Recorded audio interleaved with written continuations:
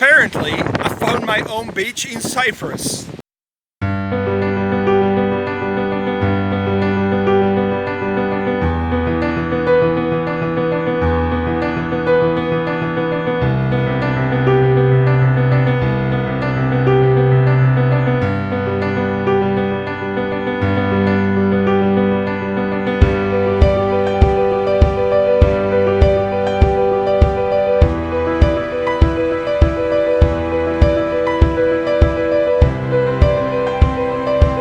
I'm north of Paphos on the western shore of Cyprus. It's a very unique place because it's home of a number of turtle species that are nesting here. To actually get here, you have to make a serious effort. You have to have some sort of a transportation.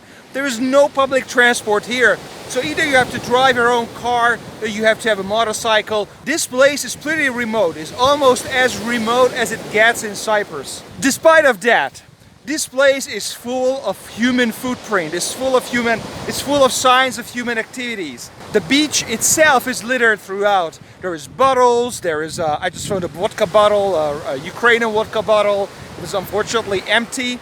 There's a lot of water bottles, there's sandals, there's shoes, there's soles, there is all sorts of equipment. There's a lot of plastic. I've been walking kilometers in this area and there is plastic in every 10 meters. And that is very sad.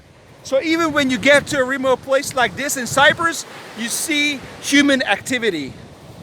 But this is nothing compared to the urban sprawl that Cyprus created in the last 60 years.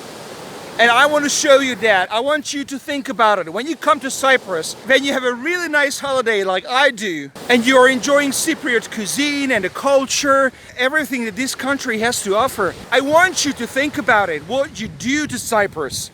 Because whatever you buy here, whatever you purchase here, there is an environmental price tag to that.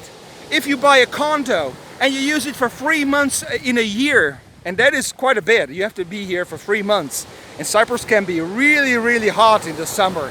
It's not so pleasant sometimes in the winter. If you buy an apartment for a 3-month stay, you're not the only one who does that. And that's a problem. There are tens of thousands of people coming to this country, investing in property. There are towers, there are condominiums, there are houses, there are villas, all sorts of property. The Cypriot coastline is extremely developed in the south. And it is so sad to see that.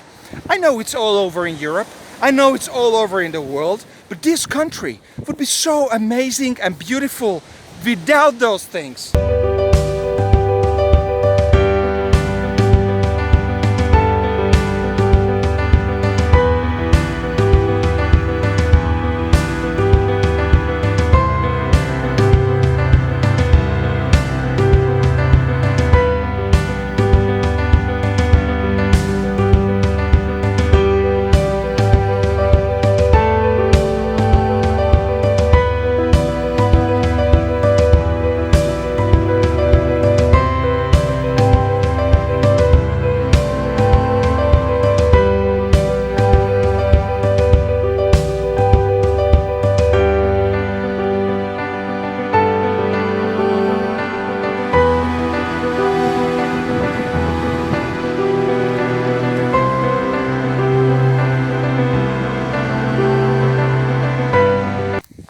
I have come a little bit further away from the coastline.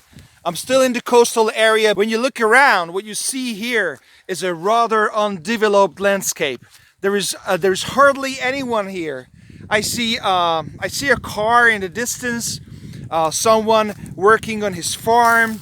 I see another farmhouse, but there's no one really living here. There's some human activity in the area, but the conservation areas are very close.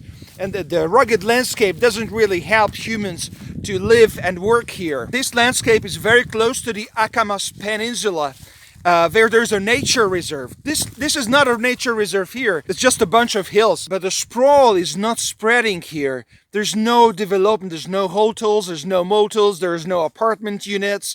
There's no city. The closest city is Paphos. It's about 30 kilometers south of here. And what you see that is strikingly different from the Cyprus most tourists know. So what you see here is a Cyprus that is underdeveloped. It gives you a glimpse how Cyprus could have looked 50, 60 years ago.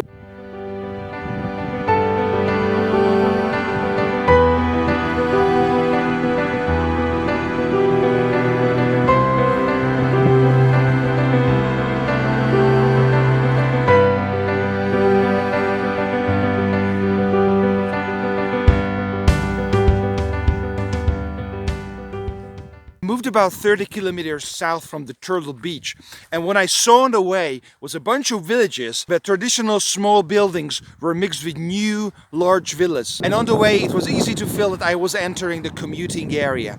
And I have come to a ridge where I can still see these large villas on the hilltop, and I also see the urban sprawl. And down there on the coastline far away you see the urban sprawl.